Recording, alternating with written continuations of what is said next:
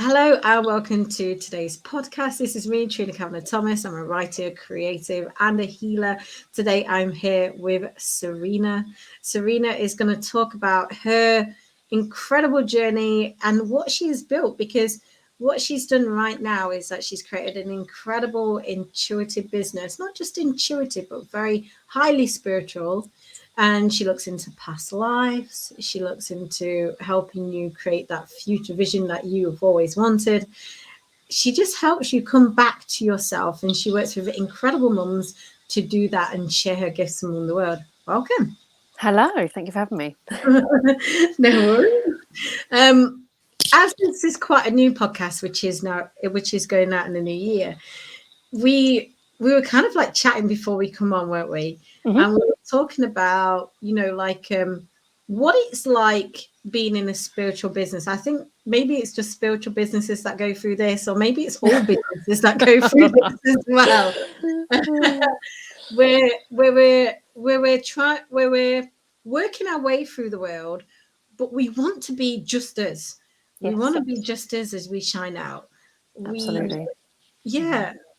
What's your take on this? Because obviously we want to like kind of strip away all the marketing and stuff and just reveal who we are. But sometimes that turns out to crickets, and sometimes it doesn't. It does, doesn't it? It so does. And you sort of look back and you wonder where you're going wrong and why it's not getting the results that you want it to get and why everyone else. But it's a whole comparison thing as well, isn't it? I find that I do look at other people and think, well, how come it's working for you and not for me? And I think it just. We are so different, aren't we? Everybody is just uniquely different in their own way. And I think it's finding your own niche, I guess. Yeah. In the most authentic way. And it's just, how? It's the big question, how? Yeah. And we were actually talking about as well, like finding our people, finding the place where we need to be as well. Mm-hmm.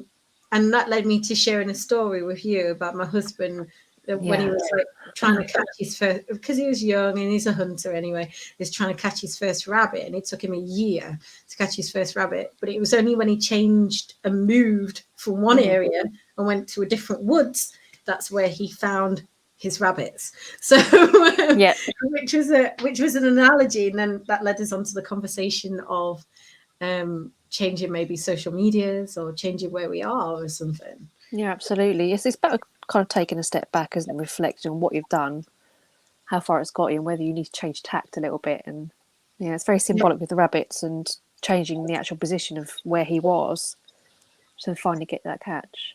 Yeah.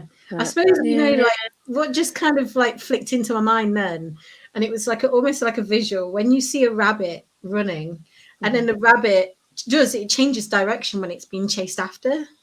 Yeah, it does. So it can like survive and so it can get away. Yeah, absolutely. It's very symbolic, isn't it?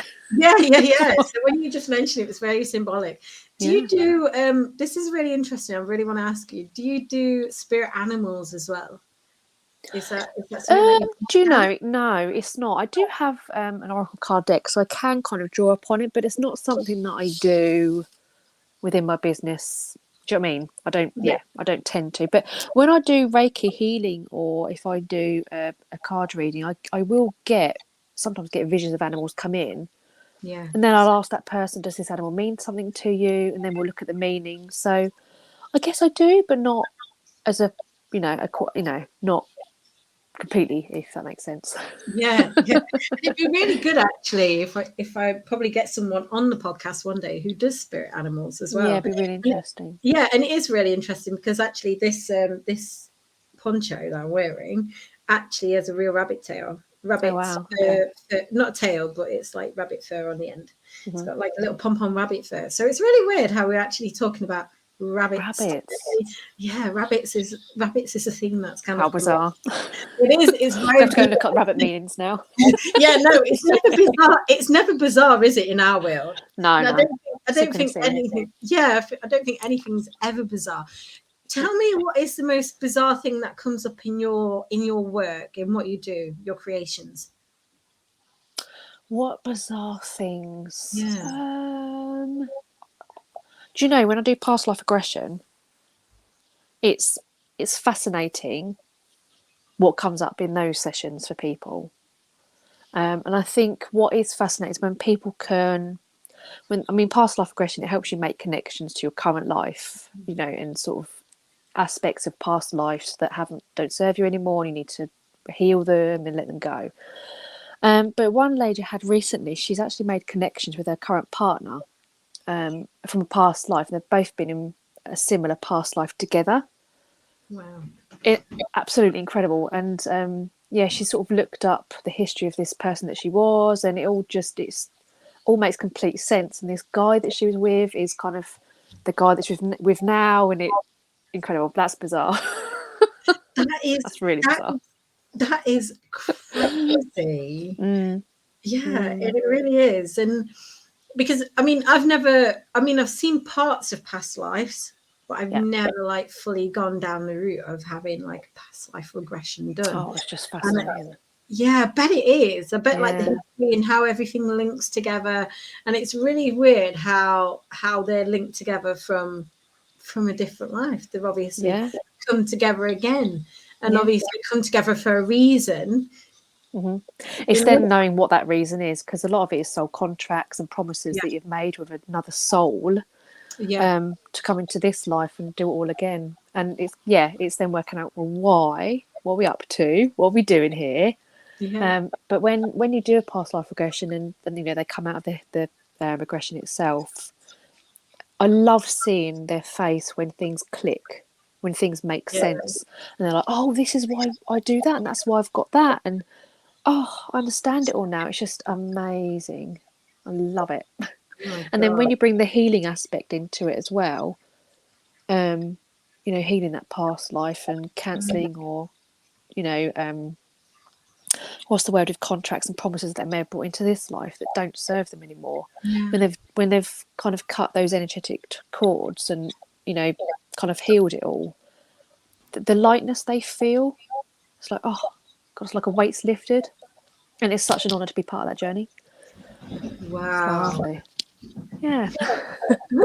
Because obviously we've known each other for quite some time, and many of the audience won't know how long we've known each other for. Oh, no, yeah, true. We go really far back, me and Serina do. We go back about 13 years, 14 years. God, yeah, it must be, mustn't it? Yeah. Yeah, 13 Blimey. years. So we both were in a group, was it September 2009 babies or something? Yeah, it would have been. Yeah. I'm not part of the group anymore. Are you? No.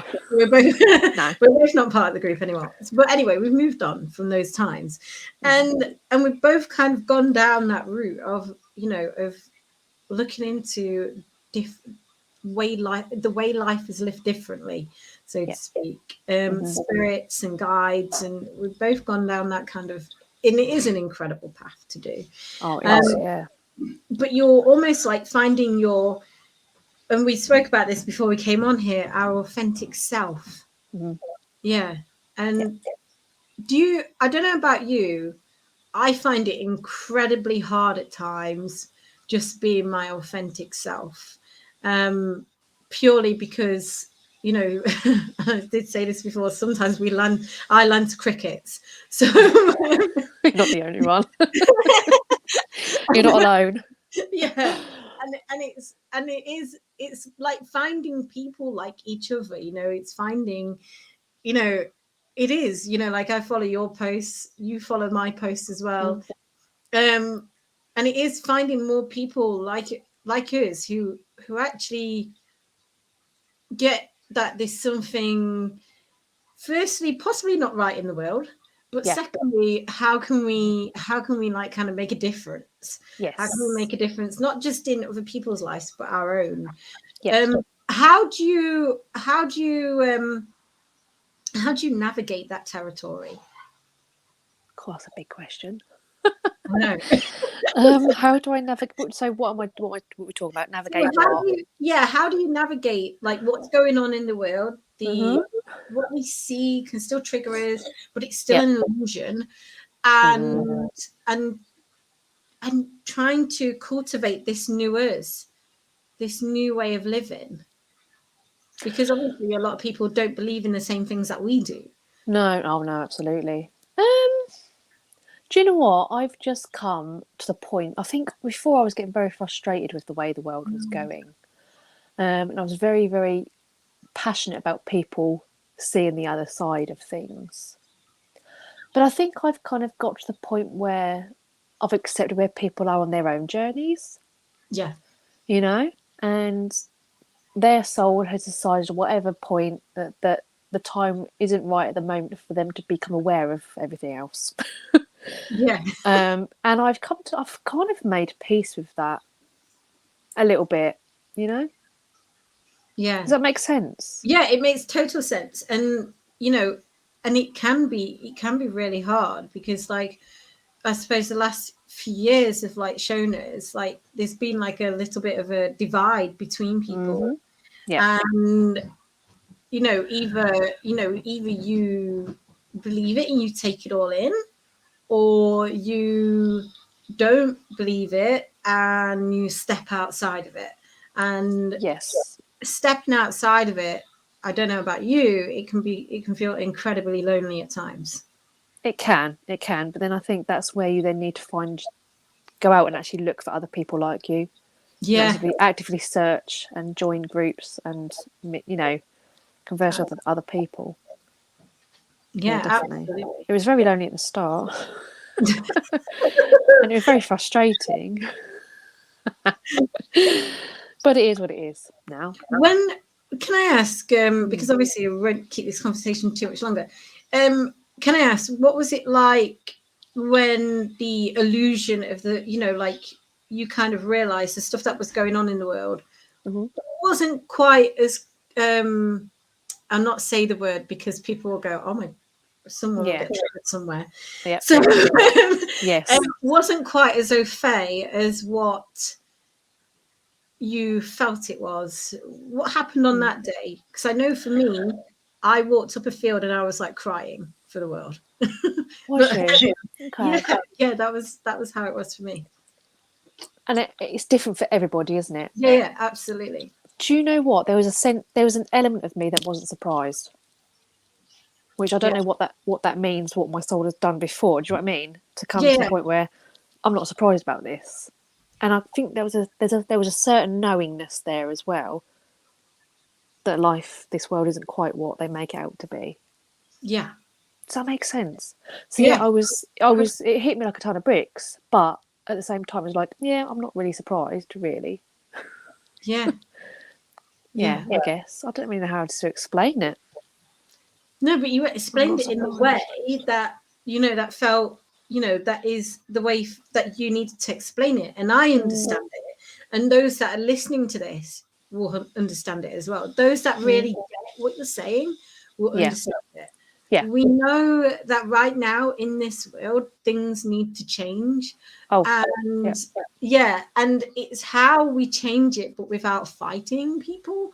In a way of possibly coming together and like creating our own possibly communities and like kind of stepping away from all that kind of jazz and not even being a part of it anymore, almost like not playing that game. Yeah, you kind of remove yourself, don't you? Yeah, absolutely. You do. And you remove yourself a lot more. Tell me, as in, like in the work that you do, because obviously you do a lot of past life regression. What is the thing that you do most of? Now it shifts and changes. So I started as a reiki healer, and then it just kind of progressed from there. I mean, at the moment, I'm actually focusing on helping mums. Yeah.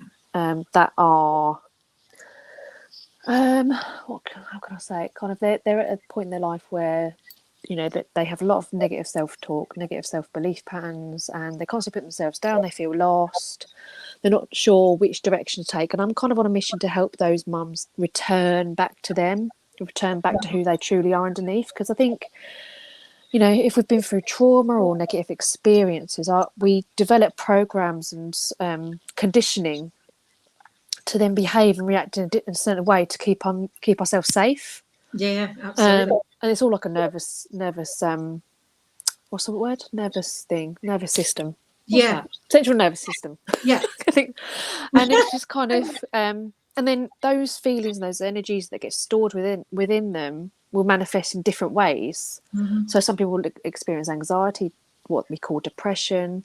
Do you know what I mean? But then it's kind of, I want to work with those mums to undo all of that, go back to whatever the situation was that kind of triggered that, heal it, let it go, and then move on to them reprogramming, or if you like that word, getting their subconscious mind to think in a different way, and then that becoming more natural for them as they go forward. If that makes sense. And that's that's incredible. So how long does your program last for? It's 10 weeks with a few bonuses on top. Very nice. and then it's like I do like a 3-week aftercare as well, so you're getting more weeks than what you actually exchange for. So brilliant. And as we were talking about right at the beginning of this, just before we come on here, we were talking about people sensing that, you know, that they need to work with us. Both me and Serina totally agree that when we invest in someone, we sense them out first, and we know that we want to work with them. It doesn't take a sales page for us to work with people. Sometimes it might just take just hop on a call or watch a few of their videos or something. And we were talking about that at the beginning. And I reckon a lot of your clients will sense that they need to work with you and just jump in the program. So what I'll do is we'll actually just pop your program link on this podcast. Yeah. So then people can hop in. Or do you want people to jump on a call with you or as well? I would love that. Yeah, I would love that. Yep, a quick call, 30-minute call, just to see how we can change things. Yeah. Yeah, brilliant. Because what we'll do is we'll pop both those links on. Are you okay with that? Yeah, fine. Yeah, that'd be good. Does that sound okay with you? Yeah. Yeah. The card that I chosen today, because I did choose a card right at the beginning of it, was the 6 of Cups, which is a very nice one. A very, very nice one, which is almost like that kind of inner child, isn't it? And we were chatting about animals and stuff. We were chatting about animals, obviously rabbits, and obviously dogs and rabbits usually go together in the hunting. Yeah, it's true. But it does come back to that inner child sense of loyalty. And I know I'm like, just keep going. Loyalty to self. Yes. Yeah. I get that. Yeah. And it is what you were just saying about the return and returning back to self. I usually read cards quite intuitively, but before we go, I am going to have a look in the book for today. Yeah. And do like a little book read. Let's see what comes up in it. Oh, there we go. Look at that. Easy. Nostalgia, reconnecting with people from the past, harmony, themes of your life, inner child, and future self. Right. This is not I'm not doing it as a shadow card, right? If it is a shadow card, then it's obviously if you're stuck in the past, but we're moving forward right now. And this is for an audience that is moving forward. You are moving forward. And if we keep reminding ourselves of that, we are moving forward, that we are literally sharing that with our own internal search engine, so to speak. You may be experiencing nostalgia or feeling triggered by old memories. It's time to forgive yourself by releasing any residual guilt that you still carry from past relationships, trauma, or previous actions. Accept your humanness and stop lamenting the decisions that you've made up until now. Yeah. Memories are a profound tool for processing lessons in healing. Who you were can highlight, which is the return, can highlight how far you've come, and that growth can shine beauty on where you are headed next. Time is a beautiful thing, and it's a healer as well. Contemplate the needs of your inner child or listen to advice from your future self. Sometimes this card is a literal message from someone that from your past is going to re-enter your life, or that it's a perfect moment to reconnect with old kindreds like now, like we are doing now, and reminisce. When we connect with all the moments on our timeline, we truly find our wholeness. And then there's a little mantra: I'm at peace with my past. It's brought me to where I am meant to be. And that goes really perfectly with your program as well. Gosh, it does. It really does. Wow. incredible card. Thank you so much, Serina, for being on this podcast. Thank you for inviting me. It's been a pleasure. No Absolute worries. pleasure. And thank you everyone for listening to this podcast. And we will bring you the next podcast very soon. Speak soon. Thank you. And we'll pop Serina's details in the comments too. Speak soon. Bye-bye.